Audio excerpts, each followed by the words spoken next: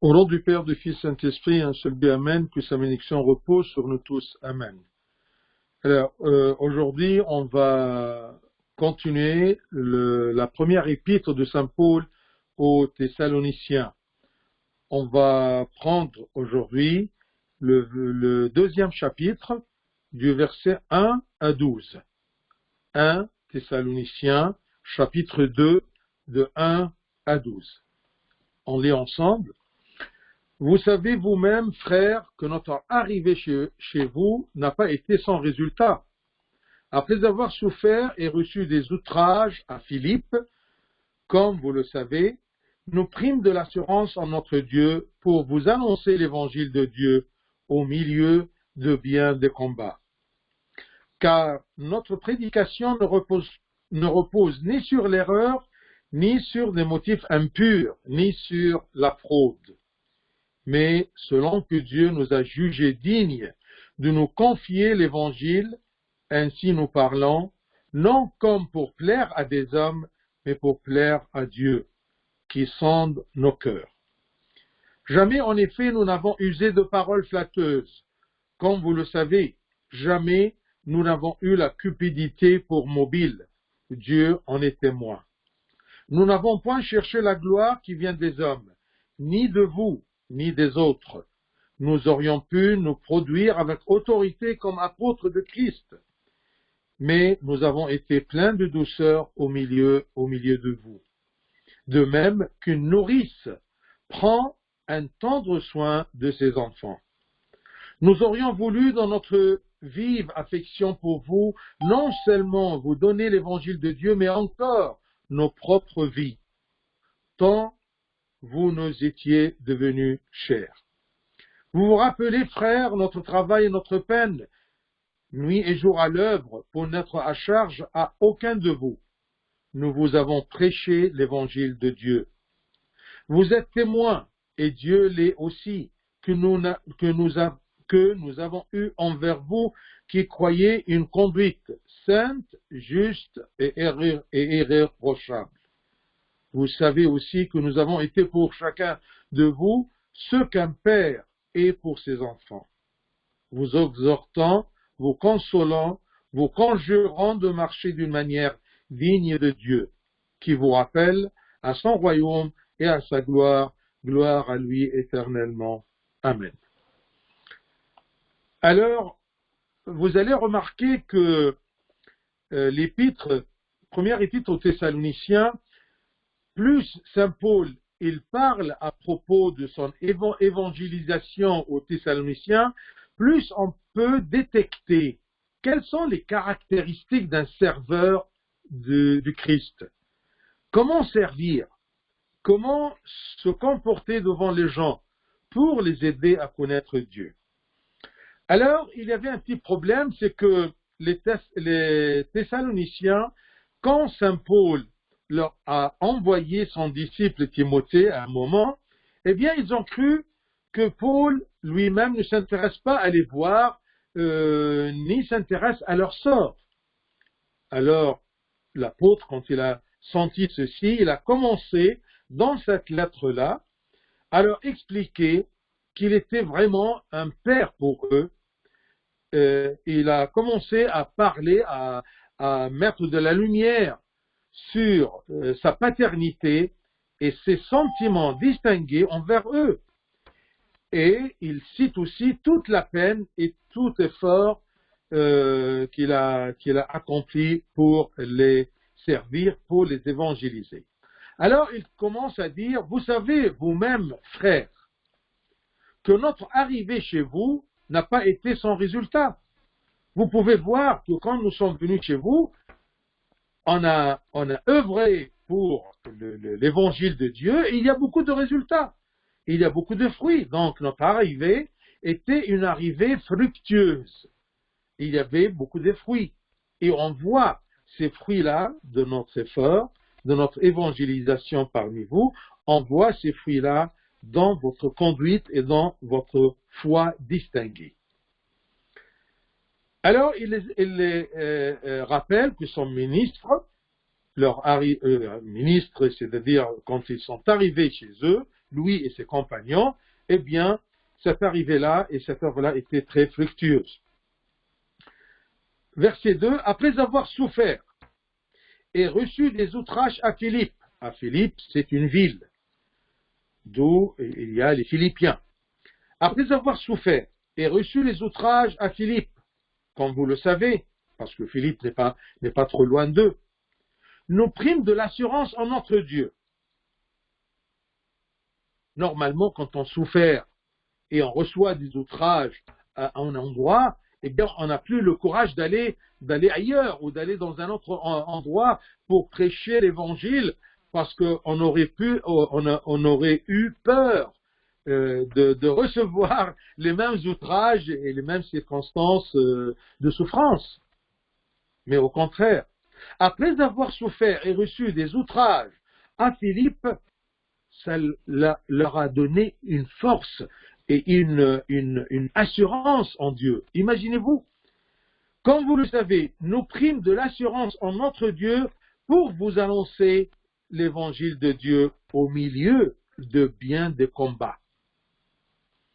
Un bon serviteur n'est jamais peur des combats. Et il sait qu'il va subir des combats, parce que où est une prédication pour la parole de Dieu, ou une prédication de la parole de Dieu, il y a toujours des combats. Il y a toujours une force contradictoire, une force écrasante, qui ne veut pas que la parole de Dieu soit répandue. Plus ces serviteurs fidèles, ils subissent des souffrances et des outrages, eh bien, ils ont plus d'assurance en Dieu. Parce que puisqu'ils ont subi ces souffrances et ces outrages, et ils vivent toujours, c'est-à-dire que Dieu les soutient. Que tant qu'ils subissent des outrages et des souffrances à Philippe, et il y a des fruits parmi les Philippiens, eh bien, ils ont dit que, voilà, ils ont remarqué que sûrement Dieu nous soutient. Nous avons assurance en lui. Parce que plus il y a de souffrances et de outrages, on trouve des fruits. Donc, le Christ et son soutien, l'Esprit de Dieu est beaucoup plus fort que toutes les souffrances que l'ennemi nous impose durant notre œuvre pour l'évangile de Dieu. Tout ce qu'on a subi à Éphèse, et il y avait beaucoup à Éphèse, tout ce qu'ils ont subi à Philippe, pardon, ils étaient tabassés, ils étaient insultés, ils étaient humiliés. Ils avaient même les habits déchirés, quand on regarde un peu à Philippe. Tout ceci ne les a pas empêchés de venir vers les Thessaloniciens et témoigner en public l'évangile de Christ, malgré tous les risques de persécution, pour vous annoncer l'évangile de Dieu au milieu de bien des combats. Ils savaient bien qu'à Thessalonique, il y aura des combats, au milieu de bien des combats. Mais malgré ça, ils avaient l'assurance en Christ, en notre Dieu, pour aller et prêcher les Thessaloniciens à Thessalonique. Donc, le bon serviteur du Christ ne recule jamais devant les dangers ou la peur de la persécution. Il ne se considère pas digne de subir des outrages pour le nom de Jésus. Regardez dans l'Acte des Apôtres, chapitre 5, versets 41 et 42. Acte 5, 41 et 42. Les apôtres se retirèrent de devant le Sanhédrin, c'est le tribunal des Juifs, joyeux d'avoir été jugés dignes de subir des outrages pour le nom de Jésus. Imaginez-vous, ils étaient ramenés au Sanhédrin et ils étaient persécutés, ils avaient subi beaucoup des outrages, mais ils étaient joyeux. Ils étaient joyeux d'avoir été jugés dignes de subir des outrages pour le nom de Jésus. Ça, c'est une couronne. Quand on est écrasé, quand on est persécuté, quand on souffert à cause du nom du Seigneur, à cause de notre travail au compte de l'évangile de Christ, eh bien, c'est quelque chose qui nous rend joyeux. Ça, c'est le chrétien témoin du Christ. Et chaque jour dans le temple et dans les maisons, il ne cessait d'enseigner et d'annoncer la bonne nouvelle de Jésus-Christ, malgré ils ont subi beaucoup d'outrages pour le nom de Jésus. Chaque jour dans le temple et dans les maisons, partout, il ne cessait d'enseigner et d'annoncer la bonne nouvelle de Jésus-Christ. Verset 3. Car notre prédication ne repose ni sur l'erreur, ni sur des motifs impurs, ni sur la fraude. La motivation de leur prédication, c'est le nom du Seigneur.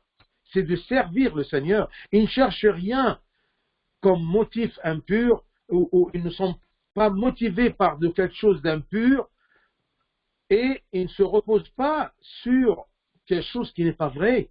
Ils se reposent sur la vérité. Le Christ lui-même, ils annoncent la parole de vérité. Donc, sûrement, cette vérité-là, cet esprit de vérité, les soutiennent.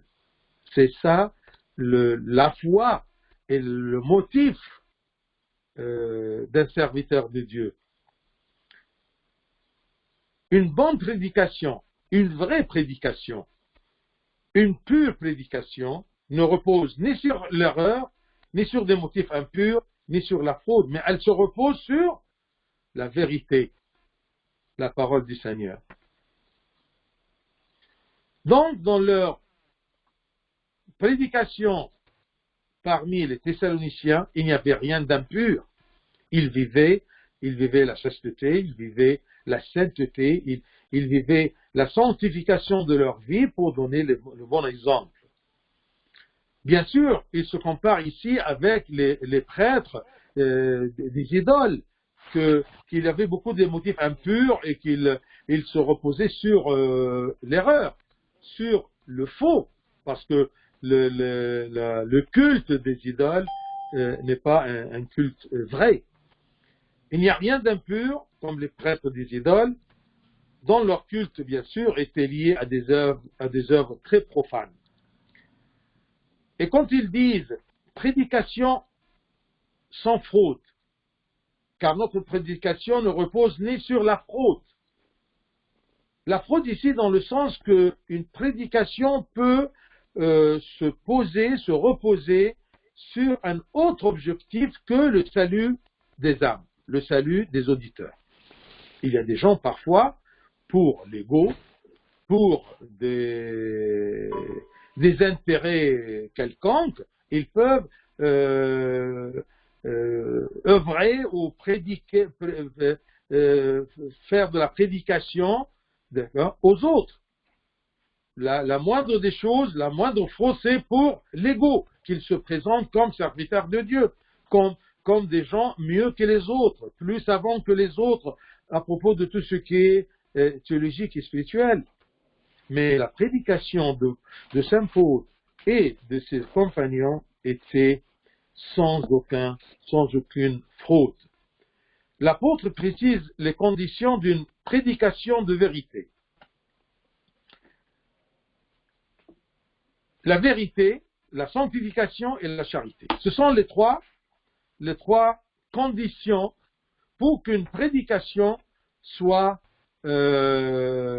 vraie, soit pour la gloire de Dieu, qu'elle ne se repose pas ni sur l'erreur, c'est-à-dire elle se repose sur la vérité, ni sur des motifs impurs, c'est-à-dire la sanctification. Les prédicateurs sont purs, sont des saints, sont des vrais chrétiens, ni sur la fraude, c'est-à-dire le but est la charité. Aucun autre motif pour enseigner les gens. La vérité, la sanctification et la charité. Et c'est vrai, vous pouvez voir que toute la prédication des apôtres et des saints et des pères de l'Église se reposait toujours sur la vérité, bien sûr, la parole de Dieu. Ils étaient des saints ils prenaient soin de leur vie aussi, pour que la parole soit, la parole qu'ils prêchent, soit reflétée sur leur vie personnelle. Parce que parfois les gens ont besoin de voir, non pas, ou plutôt ils ne veulent pas écouter, mais voir des bons exemples. Donc un bon serviteur, c'est celui qui prêche la vérité, qu'il est saint dans son comportement, et le motif principal de son acte, de son service, est la charité. Verset 4. Mais selon que Dieu nous a jugés dignes de nous confier l'évangile. Mais, c'est-à-dire, après le verset 3, notre prédication ne repose pas ni sur l'erreur, ni sur des motifs impurs, ni sur la fraude, mais selon que Dieu nous a jugés dignes de nous confier l'évangile. Puisque Dieu nous a confié l'évangile, ainsi nous parlons, non comme des gens pour plaire à des hommes, mais pour plaire à Dieu qui sonde nos cœurs. Un bon serviteur, il sait très bien qu'il est dévoilé devant Dieu. Si même les gens le jugent d'une façon, mais il est conscient que Dieu connaît sa vérité, son motif. On doit servir toujours selon que Dieu nous a jugés dignes de nous confier l'évangile. Et c'est pour cela que nous parlons avec force, avec vérité. Non comme pour plaire aux hommes. Parce que parfois quelqu'un, il peut dévier un peu la vérité pour plaire aux hommes. Vous savez, une fois, il y avait un prédicateur qui enseignait les gens, alors ils lui ont dit que vraiment tu étais très dur avec nous, très direct avec nous. Tu nous as dit une vérité très orthodoxe. Parce qu'ils ont senti pourquoi qu'il est dur, parce qu'il n'a pas essayé de plaire aux hommes, mais de dire la vérité, même si parfois la vérité blesse ou la vérité fait peur aux gens. L'important, c'est de plaire à Dieu qui sonde nos cœurs, non pas plaire aux hommes. Ça, c'est une caractéristique très importante pour un serviteur de Dieu, pour un chrétien. Il ne doit pas chercher à plaire aux hommes par des mensonges et par l'erreur, mais il doit plaire à Dieu. Et si ce sont des gens qui l'entourent, qui sont des bons gens, ils vont accepter cette vérité-là, ils vont accepter même sa dureté, ou plutôt sa franchise, son orthodoxie. Dieu qui sonde nos cœurs. N'importe quelle chose qu'on doit faire, on ne doit pas oublier que Dieu sonde les cœurs. Parfois quelqu'un, il est flatté par les gens, mais il sent que Dieu n'est pas avec lui. Il y a des problèmes. Alors pourquoi? Parce que tout simplement, Dieu, il connaît, il sonde le cœur, il sait comment il pense. Est-ce vraiment il est fidèle pour la gloire du nom du Seigneur, ou il cherche sa gloire, ou il veut que ses talents soient flattés? Dieu sonde nos cœurs. Nous sommes tous dévoilés devant Dieu, nos pensées, nos actes et nos intentions. N'essayez pas de fuir les yeux de Dieu, parce que les yeux de Dieu, la vue de Dieu, sondent la profondeur des âmes. Versets 5 et 6. Jamais en effet nous n'avons usé de paroles flatteuses. Comme vous le savez, jamais nous n'avons eu la cupidité pour mobile. Dieu en est témoin. Vous voyez ici, il prend deux témoins. Les hommes eux-mêmes qui les ont vus, et aussi Dieu qui les témoin. L'apôtre ici défend la droiture de sa prédication, afin que les Thessaloniciens ne croient pas que s'il a subi des tribulations, c'est à cause de malhonnêteté chez lui. Non, c'est un résultat, c'est une évidence de tous les actes de prédication.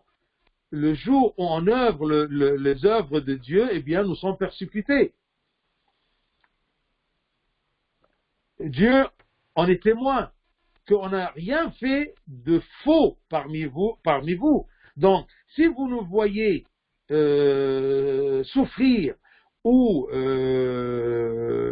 persécuter, d'accord, ou injustement traiter, eh bien, ne croyez pas que ce qu'on fait, ce qu'on prêche est faux. Non, ça, c'est tout simplement, c'est la réaction de l'Antichrist. Jamais ils ont eu la cupidité comme mobile de prêcher. Ils ne cherchaient pas de l'argent, ils ne cherchaient pas d'être récompensés matériellement des gens. Jamais ils ont cherché à profiter de l'autorité comme apôtre de Christ, de ramasser ou de prendre quelque argent pour eux, ou une fortune pour eux, non. Malgré que il y a une sagesse dans les Écritures citée dans la première épître au Timothée, chapitre 5, 18, 1 Timothée 5, 18, c'est écrit, car l'Écriture dit, la loi de Dieu dans l'Ancien Testament dit, tu n'en muselleras pas le bœuf quand il foule le grain. Et museler, c'est-à-dire mettre quelque chose qui empêche la bête de manger ou un chien de mordre. Tu n'en muselleras point le bœuf quand il foule le grain. S'il foule le grain et il travaille, tu ne peux pas l'en museler parce qu'il doit manger. Puisqu'il travaille devant des grains, tu ne vas pas l'empêcher de manger ce qu'il fait. C'est comme un cuisinier, tu ne peux pas l'empêcher de goûter de ce qu'il fait, ou de même de manger de ce qu'il fait. Dans le sens que, la continuation de l'écriture, et l'ouvrier mérite son salaire. Si quelqu'un vient pour prêcher dans un endroit, si un prêtre vient pour servir dans une paroisse, la paroisse est responsable de lui donner son salaire, de lui faire manger, de lui faire vivre. Et malgré ça, vous allez voir que Saint Paul et ses compagnons, ils n'ont pas même voulu prendre ce droit pour ne pas vexer les gens, pour que ce soit leur service purement pour la gloire de Dieu. Vous allez voir verset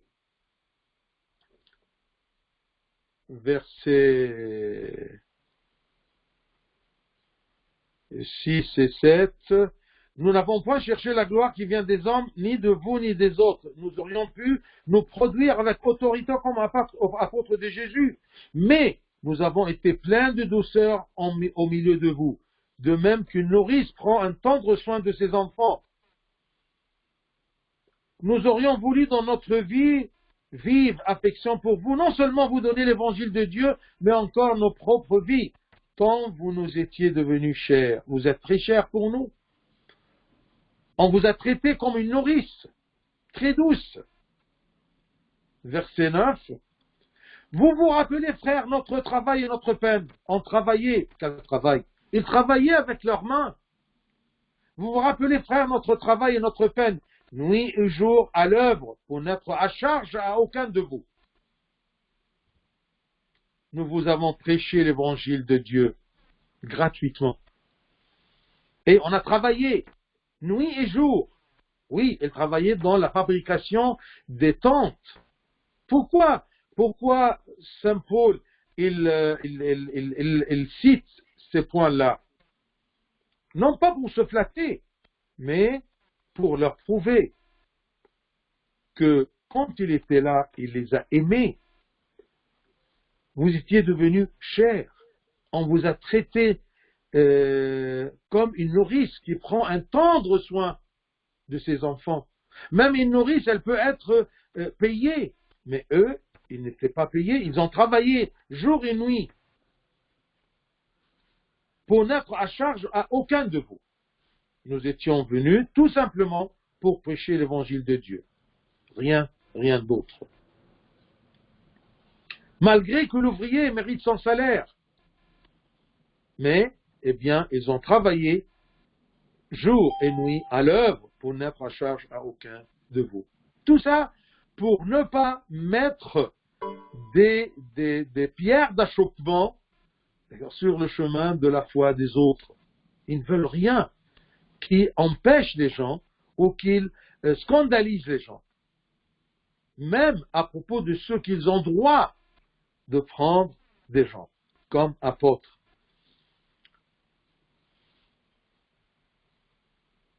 Là, comme je vous ai dit dès le commencement, eh bien, vous voyez, c'est quoi servir? C'est quoi être un chrétien vis-à-vis des autres? Eh bien, l'apôtre se compare ici à une mère qui allaite son bébé, ou une nourrice qui prend un tendre soin de ses enfants. Bien sûr, cette mère-là ou cette nourrice, elle le fait sans rien demander ni espérer de son bébé. Elle ne convoite ni ses biens, ni d'être glorifiée de son bébé. La même chose.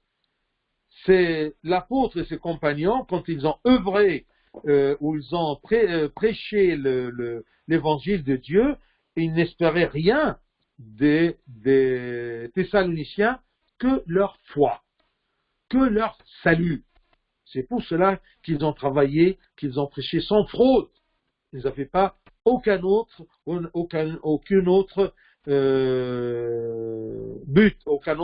but ou aucun autre motif. Ainsi, le serviteur du Christ doit servir sans rien convoiter des fidèles servis, ni gloire, ni argent. C'est comme le Christ est venu parmi nous pour servir notre rédemption et notre salut, en se dépouillant de toute gloire. Si un serviteur de Dieu, il cherche sa gloire, eh bien, sûrement, il n'aura aucun fruit dans sa prédication. Il va sentir qu'il n'est pas soutenu par la force et la bénédiction et la grâce de Dieu. Alors, à travers cet amour paternel de l'apôtre, les Thessaloniciens peuvent sentir aussi l'amour de Dieu.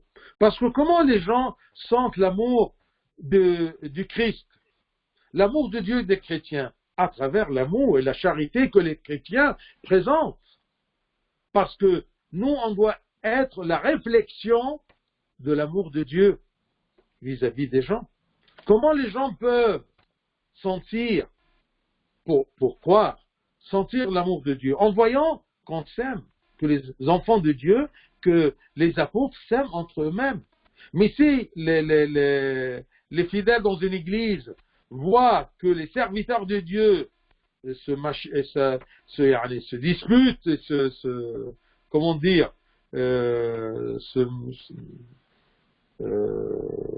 se déchirent entre eux-mêmes, comment ils peuvent sentir l'amour de Dieu?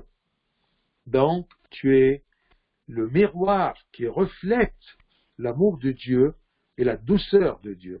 C'est pour cela que le Christ nous dit, nous les chrétiens, nous sommes la lumière du monde. On éclaire aux gens pour bien voir le Christ en nous. L'amour, et encore l'amour est rien d'autre que l'amour, que doit être le motif de notre dévouement au service de l'évangile du Christ. Si Dieu est amour, ses enfants doivent être des gens qui savent comment aimer. Et aimer, c'est donner, c'est pardonner. D'accord? Tant qu'on peut. Ça, c'est l'évolution de l'amour de Dieu dans notre cœur. Eh bien, qu'on arrive à aimer et à pardonner. Versets 9 à 12.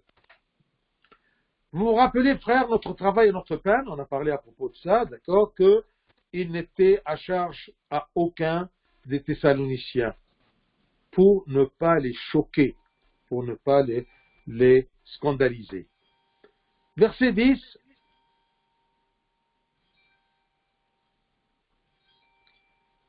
Vous êtes témoins, et Dieu l'est aussi, que nous avons eu envers vous qui croyez une conduite. Regardez la conduite des enfants de Dieu.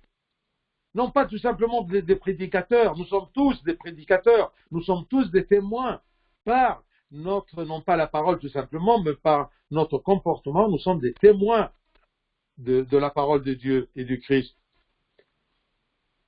Nous avons eu envers vous qui croyez une conduite sainte, juste, irréprochable. Ce sont les trois caractéristiques de la conduite du serviteur de Dieu. N'importe quel chrétien est serviteur de Dieu, même selon la traduction vraiment juste, d'accord, nous sommes esclaves de Dieu, on appartient à Dieu. Dieu nous a rachetés par son sang, alors on appartient à Dieu comme, entre guillemets, esclaves, il nous a rachetés. Et pour être vraiment un serviteur de Dieu, on doit se comporter avec une conduite sainte, c'est-à-dire, est-ce qu'il y a de la sainteté dans ma vie? Est-ce que les gens peuvent sentir l'odeur que j'essaye d'évoluer dans la sanctification? Est-ce que ma conduite est sainte? Est-ce que ma conduite est juste, c'est-à-dire conforme à la parole qu'on prêche, conforme à l'image de Dieu qu'on présente? Est-ce que notre conduite est juste? Est-ce qu'elle est sainte?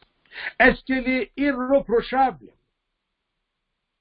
Ou les gens peuvent nous rapprocher beaucoup de choses?